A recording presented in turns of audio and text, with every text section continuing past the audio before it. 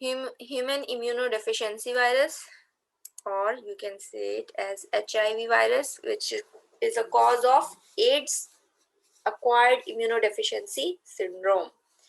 ठीक है, दो टाइप की वायरसेस होते हैं, HIV-1 एंड HIV-2, जो कि एड्स कॉज कर रहे हैं, लेकिन HIV-1 बहुत ज्यादा कॉमन है, वर्ल्ड वाइड है, जबकि HIV-2 भी जो है होता है, लेकिन वो ज्यादा अफ्रीका, साउथ अमेरिका की तरफ होता है। लेकिन जब भी हम HIV-1 की बात जब भी हम HIV की बात करते हैं, ह्यूमन इम्यूनोडेफिशिएंसी वायरस की बात कर रहे होते हैं, तो ज्यादातर 90% हमारा जो मतलब होता है या जो हमारा इंटेंशन होता है वो HIV-1 होता है कि HIV-1 की वजह से जो है ये डिजीज हो रही है। ठीक है, क्योंकि it is world wide common है, बहुत ज्यादा 90% केसेस जो होते हैं वो HIV-1 की वजह से ही होते हैं। ठीक है, HIV-2 होता है, लेकिन वो जो है वेस्ट अफ्रीका साइड पे ज्यादा होता है। ठीक है, फिर आ जाते हैं इसके कुछ इंपॉर्टेंट प्रॉपर्टीज पढ़ लेते हैं। HIV-1 is one of the HIV is one of the important human T cell lympho retrovirus. ठीक है, रेट्रोवायरस है, टी सेल्स को टी लिम्फोसाइट्स को ज्यादा जो है इन्फेक्ट करता है, और इस मतलब ठीक है जी, रेट्रोवायरस है और टी सेल्स को इन्फेक्ट करता है। Infect kills CD4 T lymphocyte resulting in the loss of cell mediated immunity and high probability to host will develop opportunistic infection. ठीक है, तो ये क्या है कि ये जो है टी सेल्स को ज्यादा इन्फेक्ट करेगा, और स्पेशली वो सेल्स जिनके ऊपर CD4 रिसेप्टर्स होंगे। ठीक है, वो सेल्स जिनके ऊपर CD4 रिसेप्टर्स होते हैं उनको ये वायरस ज्यादा इन्फेक्ट करता है, क्योंकि इसका जो अपने रिसेप्टर्स या इसके अपने जो स्ट्रक्चर प्रोटीन्स हैं या इसके अपने जो न्यूक्लियर एनवेलप पर जो मॉलिक्यूल्स होंगे वो ज्यादातर आइडेंटिफाई किसको करते हैं, CD4 सेल्स, CD4 रिसेप्टर्स को आइडेंटिफाई करते हैं। तो जिन जिन सेल्स के ऊपर CD4 रिसेप्टर्स होंगे उनके साथ जाके ये जो है उनको जाकर ये अटैक करता है, उनके साथ जाकर अटैच हो जाता है और उनको जो है अटैक करता है। आपके साथ एक पिक्चर शेयर कर देते हैं।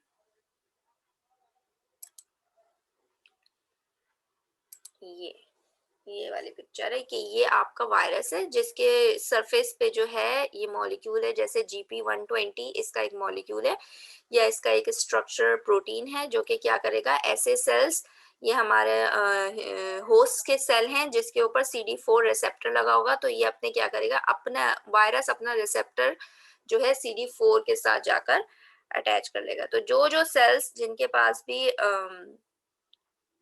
CD4 रिसेप्टर्स होंगे उन सब के साथ जाकर ये जो है अटैच हो जाएगा।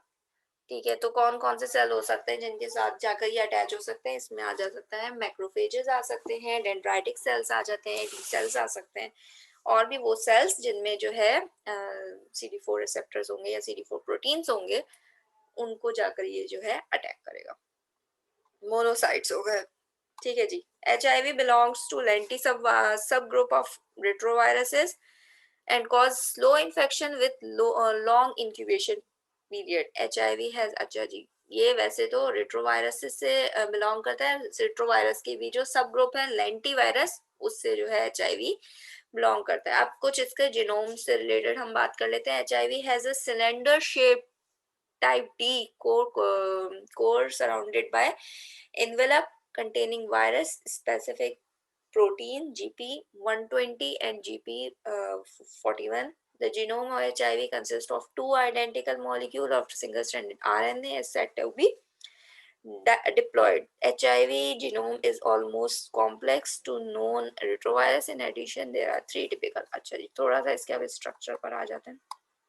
ये आपका वायरस है, ठीक है, सिलेंड्रिकल शेप जो है इसका केस है जिसके अंदर दो आपके RNA मॉलिक्यूल्स होते हैं। ठीक है, इसके दो RNA मॉलिक्यूल्स होंगे, और ये जिसमें जो है आपका इसका पूरा जीनोम होगा। ठीक है, सरफेस पे इनवेलप पे इसने कुछ अपनी प्रोटीन्स इसकी जो है होती हैं, जिनमें से इम्पोर्टेंट प्रोटीन आ जाती है GP41। इसके अलावा आ जाती है सरफेस प्रोटीन GP120। ठीक है।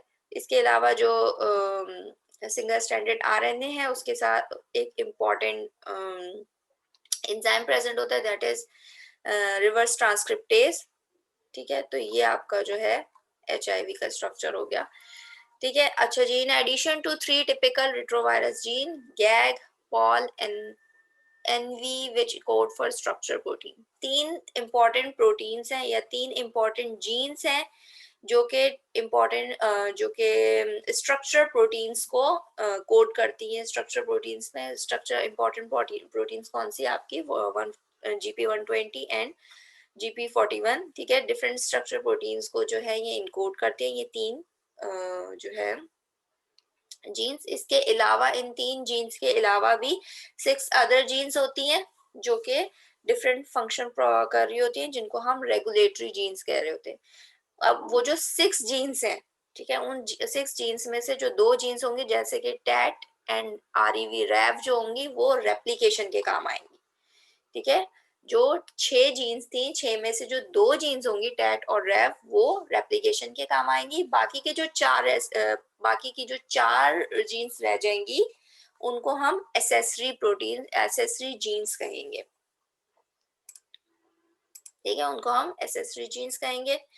अच्छा जी, अब हमने बात की कि जो पहली 3 जीन्स थी जो कि स्ट्रक्चर प्रोटीन्स बना रही थी, तो उनके बारे में पहले बात कर लेते हैं। उसमें से पहली जीन है आपकी गैग जीन।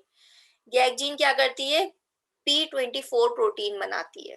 ठीक है, गैग जीन जो होगी वो डिफरेंट प्रोटीन्स बनाती है, लेकिन मोस्ट इम्पॉर्टेंटली जो ये जीन बना रही है वो प्रोटीन बना रही है वो है P24। ठीक है, ये जो P24 होता है वो एज अ एंटीजन काम आता है, यानी किसी को HIV इन्फेक्शन हो गया है तो वो फौरन से P24 प्रोटीन बनाना शुरू कर देता है या ये एंटीजन बनना शुरू हो जाती है। तो हम ये एक इम्पॉर्टेंट प्रोटीन है जो कि ज्यादातर सेलुलॉजिकल या डायग्नोसिस के लिए हम ये इसकी HIV की डायग्नोसिस के लिए हम जो है इस प्रोटीन को आइडेंटिफाई करते हैं। तो एंटीजन एंटीबॉडी टेस्ट होता है, तो इस P24 प्रोटीन को आइडेंटिफाई किया जा रहा है कि वेदर इसके खिलाफ एंटीबॉडीज बनी है नहीं बनी है, वेदर ये एंटीजन प्रेजेंट है नहीं है। तो P24 is an important protein which is produced by GAG, which is encoded by GAG. It is medically important as it is an antigen in the initial serological test determine whether the patient has antibody to HIV. अच्छा जी, फिर आ जाती है Paul gene. 3 jeans की बात की थी ना शुरू में जो कि स्ट्रक्चर प्रोटीन्स बनाई थी, पहले आ गई गैग जीन जो कि P24 बना रही है। नेक्स्ट आ जाती है Paul gene that codes for several protein including the reverse transcriptase.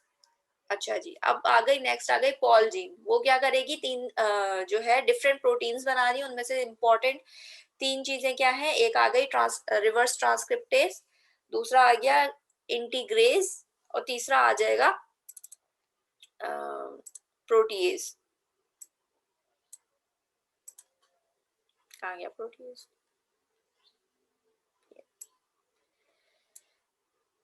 ठीक है, अब ये जो पॉल जीन है ये क्या कर रहा है, ये 3 एंजाइम को कोड कर रहा है। ठीक है, ये जो 3 एंजाइम है बहुत ज्यादा इंपॉर्टेंट है, इसलिए नंबर 1 आ जाते हैं रिवर्स ट्रांसक्रिप्टेज पे। रिवर्स ट्रांसक्रिप्टेज क्या है, ये बेसिकली वो एंजाइम है जो कि क्या करता है, RNA को कन्वर्ट कर देता है इनटू DNA में। तो ये क्या करता है, reverse transcriptase synthesise the DNA from the genome RNA। क्योंकि हमने ये पढ़ा कि रेट्रोवायरस या HIV वायरस जो है उसके पास जो उसका जो जीनोम होता है वो सिंगल स्ट्रैंडेड RNA होता है। तो RNA से जो ये DNA कन्वर्ट होगा वो किसकी हेल्प से होता है, बेसिक कल्प्रिट या बेसिक जो है कौन है जो ये काम कर रहा है, वो है RNA से DNA से कन्वर्ट करवाने वाला रिवर्स ट्रांसक्रिप्टेज।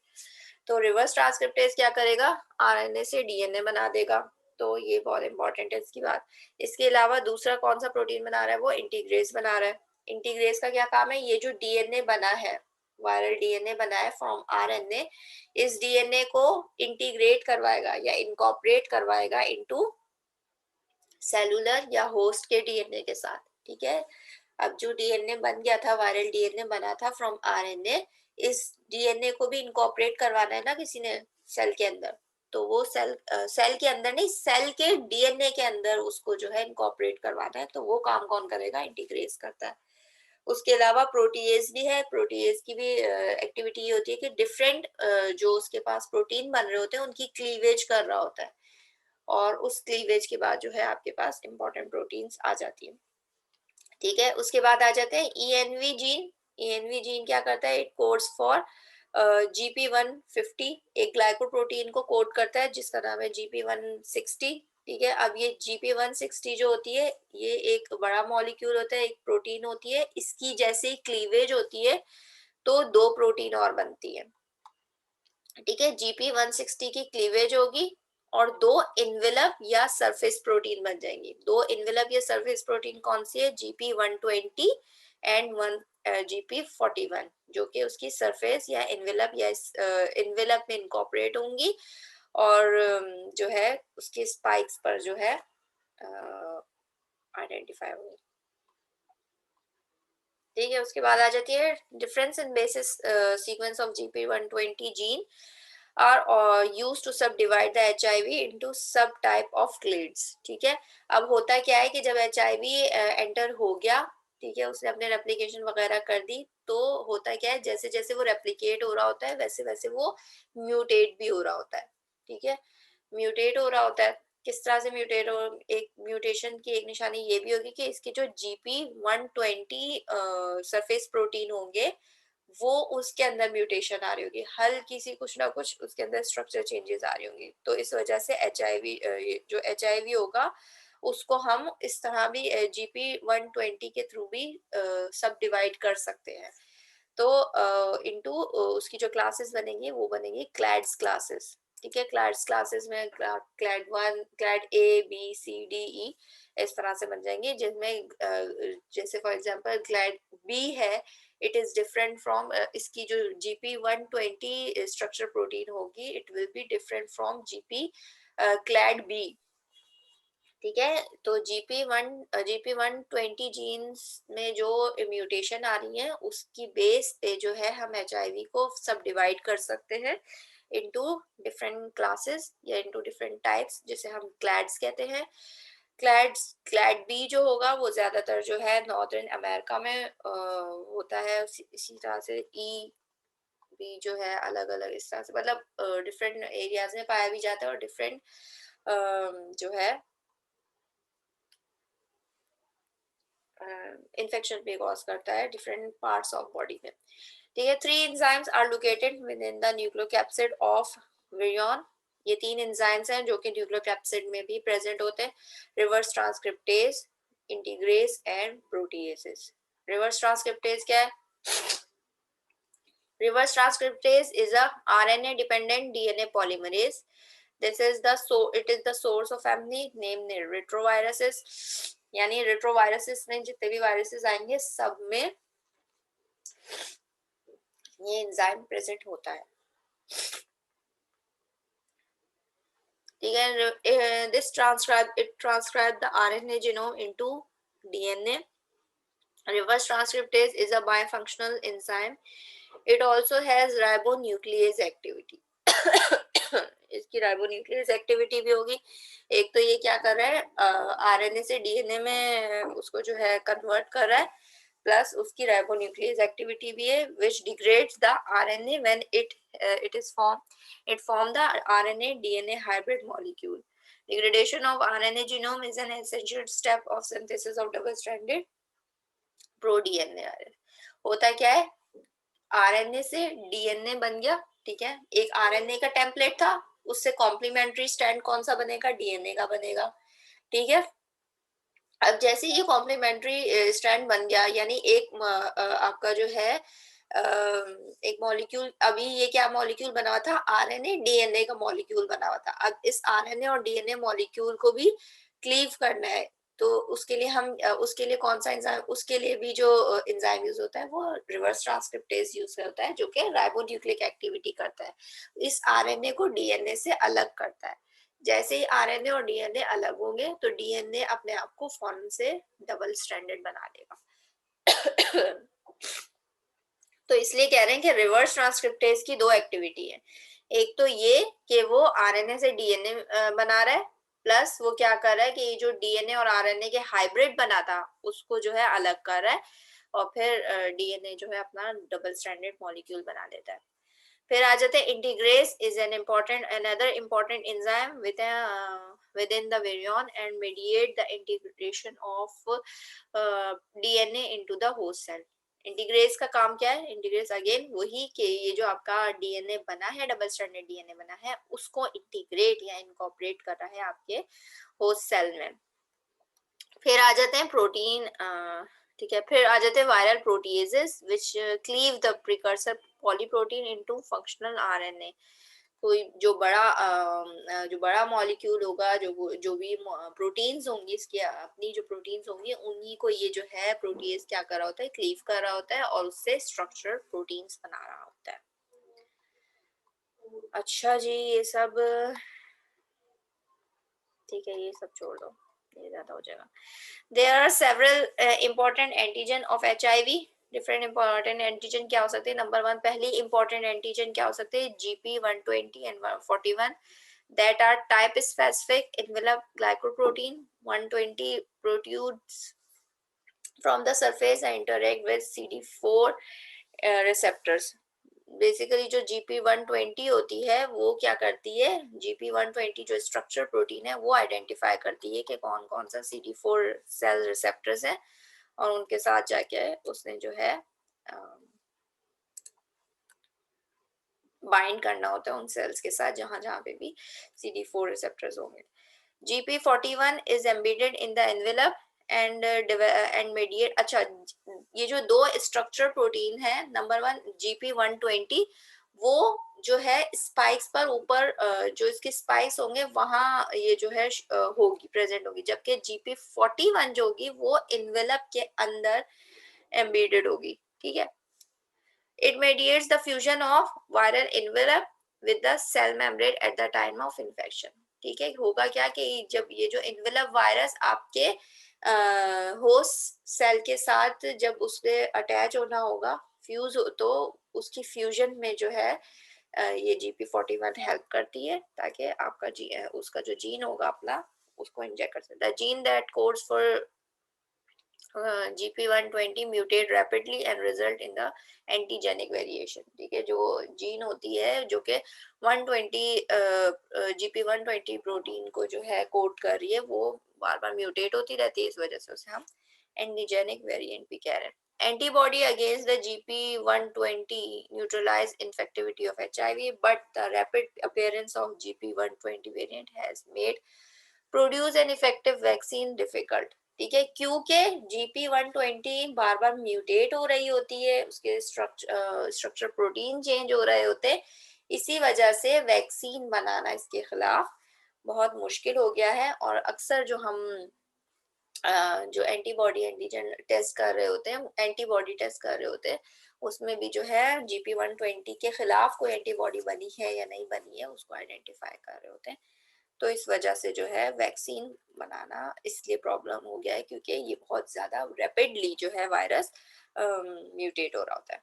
फिर आ जाते हैं नेक्स्ट ग्रुप, आ जाते हैं the group specific antigen is P24। It is located in nucleocapsid. ये न्यूक्लियोकैप्सिड कोर के अंदर प्रेजेंट होती है and it is not known to vary. इसके अंदर क्या वेरिफिकेशन आ रही है या म्यूटेशन आ रही है, अभी तक इसके खास कुछ पता नहीं है। Antibodies against P24 do not neutralize HIV infectivity but serve as important serological marker of infection। ये भी जो होती है हम ये जो एंटीजन बनाएगा P24, ये भी जो है इम्पोर्टेंट है फॉर सीरोलॉजिकल टेस्ट। अच्छा जी, HIV-1 से रिलेटेड दो इम्पोर्टेंट HIV और कौन कौन से? Number 1 HIV immunodeficiency virus type 2 है, और दूसरा है सिमियन इम्यूनोडेफिशिएंसी वायरस। ठीक है, ये दो वायरसेस हैं जो कि वेरी रिलेटेड टू HIV-1। अच्छा, HIV-2 was isolated from AIDS patient in West Africa in 1986। The protein of HIV-2 are only about 40% identical to original HIV-1 and remain localized primarily to Africa and much less transmittable than the HIV-1। तो HIV-2 जो है ज़्यादा transmittable नहीं है, लेकिन 40% जो है HIV-1 से बहुत ज़्यादा सिमिलर कैरेक्टरिस्टिक्स रखती है। फिर आ जाते हैं SIV, it is isolated from monkey with an AIDS-like illness. Antibodies in some African women cross react with SIV and proteins। ठीक है, ये भी जो है मंकी से आइसोलेट की गई थी और मंकी में जो है एड्स लाइक कैरेक्टरिस्टिक हो रहे थे, तो इट इज कुछ हद तक ये भी जो है HIV-1 और 2 से रिजेंबल करती है। अच्छा जी, फिर आ जाते हैं इसकी पैथोजेनेसिस पे। HIV infect helper T cells and kill them, resulting in suppression of cell mediated immunity।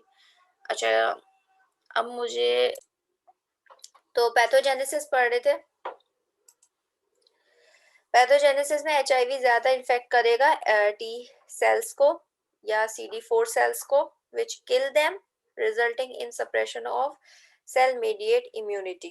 ठीक है, तो ये बेसिकली क्या करता है, CD4 सेल्स को जो है आइडेंटिफाई करते हैं, जिसमें आपके मैक्रोफेजेस भी आ जाते हैं, डेंड्राइटिक सेल्स भी आ जाते हैं, मोनोसाइट्स भी आ जाते हैं, और CD4 टी सेल्स भी आ जाते हैं। ठीक है, उनको इन्फेक्ट करता है, किल करता है, और इसकी वजह से क्या होता है कि आपकी जो सेल मेडिएटेड इम्यूनिटी होती है वो रिड्यूस हो जाती है, सप्रेस हो जाती है।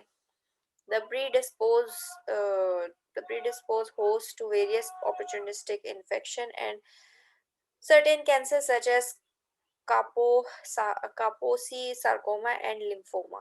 ठीक है, क्योंकि आपका जो है ये वायरस जो है ये आपके टी सेल्स को और या सेल मेडिएटेड इम्यूनिटी को सप्रेस कर रहा है, स्टॉप कर रहा है, रिड्यूस कर रहा है। तो होता क्या है कि दूसरे इन्फेक्शन होना शुरू हो जाते हैं, कापोसाकी सार्कोमा हो गया, लिम्फोमा हो गया, कैंसर हो गया, बैक्टीरियल इन्फेक्शन हो गया, कोई बैक्टीरियल इन्फेक्शन, फॉर एग्जांपल जैसे कोई बैक्टीरियल इन्फेक्शन होता है, आपका इम्यून सिस्टम जो है प्रोवोक हो जाता है।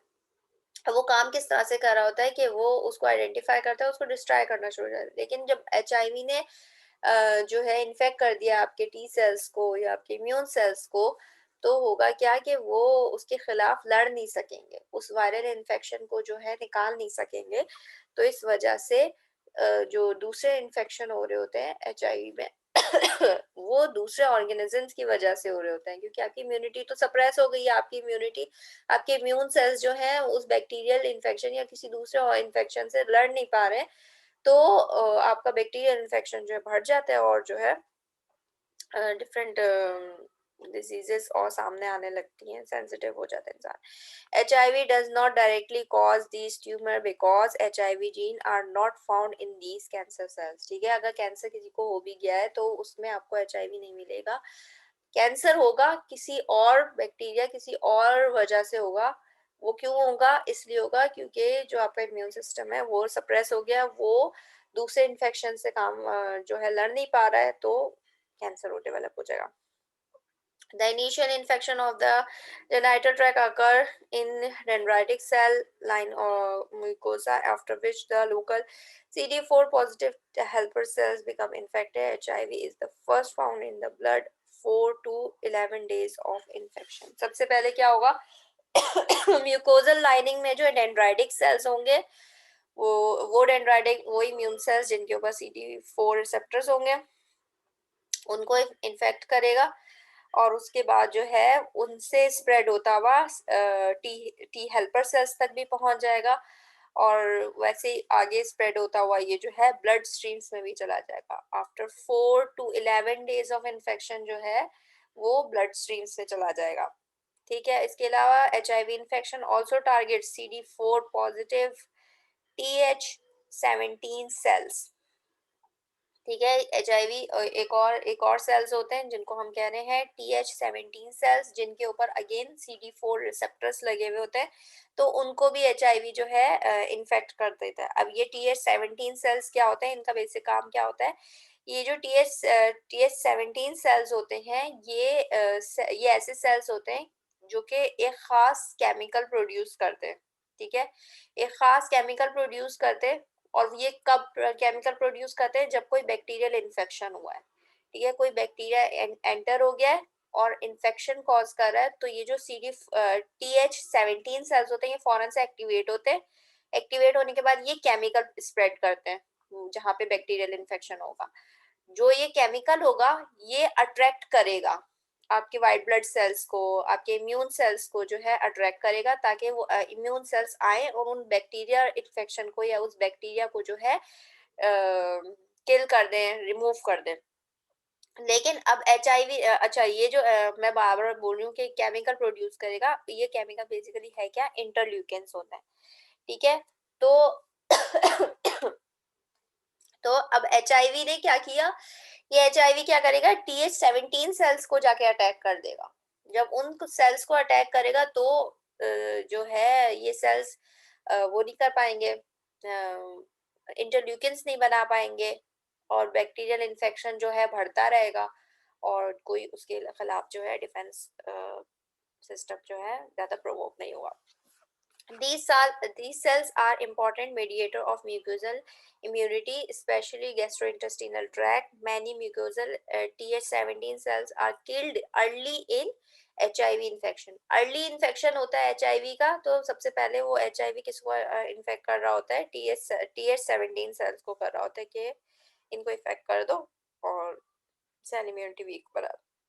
They produce interleukin 17 which attract the neutrophils, ठीक है, neutrophils to the site of bacterial infection। तो ये TH17 सेल्स क्या करते हैं, ऐसा केमिकल या ऐसे इंटरल्यूकिन्स बनाते हैं जो कि न्यूट्रोफाइल्स को अट्रैक्ट करते हैं कि आओ भाई बैक्टीरियल इन्फेक्शन को क्लियर करो। लेकिन जब TH17 को ही इन्फेक्ट कर दिया HIV ने, तो फिर क्या होगा, वो इंटरल्यूकिन्स नहीं बना पाएगा, अट्रैक्ट नहीं कर पाएगा न्यूट्रोफाइल्स को, और बैक्टीरियल इन्फेक्शन जारी रहेगा। Loss of TH cells predispose HIV infected individual to bloodstream infection by bacteria in the normal flora of colon। उसकी वजह से होगा क्या कि ह्यूमन मतलब जो इंटेस्टिनल बैक्टीरिया होंगे, जो नॉर्मल फ्लोरा ऑफ बैक्टीरिया होगा, वो भी जो है क्या करना शुरू हो जाएगा, वो ब्लड इन्फेक्शन कॉज करना शुरू हो जाएगा, ठीक है, इस तरह से। फिर आ जाते हैं, इसके अलावा HIV जो है ब्रेन में भी इन्फेक्ट कर सकता है। ब्रेन में जो मोनोसाइट्स या मैक्रोफेजेस होंगे उनको इन्फेक्ट करेगा, जाइंट सेल्स बना देगा, जो कि जो है नर्वस सिस्टम में प्रॉब्लम होगी, फिर उसके अलग सिम्टम्स आना शुरू हो जाएंगे। अनदर मैकेनिज्म, ये छोड़ो, persistent non cytopathic infection of T lymphocyte also occur। Persistent infected cells continue to produce HIV, which may help sustain infection in vivo lymphoid tissue and main site of ongoing infection। persistent infection में क्या होगा कि slowly growth हो रही होगी, ठीक है, मतलब एक्यूट मतलब जो है अर्ली इन्फेक्शन होगा, ठीक है। उसके बाद परसिस्टेंट इन्फेक्शन के वायरस जो है रेप्लिकेट हो रहा है, स्प्रेड हो रहा है, इतना स्प्रेड होगा कि ब्लड में भी चला गया, और फिर ब्लड के बाद जो है lymphoid tissue, lymphoid organs like lymph nodes जो होते हैं वो स्पेसिफिक साइट्स है जहां पर सारे ज्यादातर जो है आपके बी सेल्स, टी सेल्स, और जो है आपके इम्यून सेल्स जो होते हैं बहुत सारे प्रेजेंट हैं वहाँ। मोनोसाइट्स भी होते हैं वहाँ, मैक्रोफेजेस भी होंगे, डेंड्राइटिक सेल्स भी होंगे, बी सेल्स और टी सेल्स तो स्पेशली बहुत सारे वहाँ होते ही हैं, वहाँ उनकी मैचुरेशन हो रही होती है। तो परसिस्टेंट इन्फेक्शन में क्या होगा कि आपका जो ये HIV वायरस होगा ये जो है लिम्फ नोड्स तक या लिम्फॉइड टिश्यूज तक जो है पहुंच जाएगा। फिर आ जाते हैं लेटेंट इन्फेक्शन, यानी क्रॉनिक इन्फेक्शन में अगर चला जाता है तो ऑर्गेनिज्म क्या होगा, वहां पर अपनी रेप्लिकेशन नहीं करेगा, वहां खामोशी से अब जो है जाकर बैठ जाएगा। अच्छा जी, इसको अब हम नेक्स्ट क्लास में कंटिन्यू करते हैं, दोबारा से ज्वाइन करेगा ये वाली, मैं आपको थोड़ी देर में आपको बताती हूँ, फिर आप इसी को दोबारा ज्वाइन करेगा।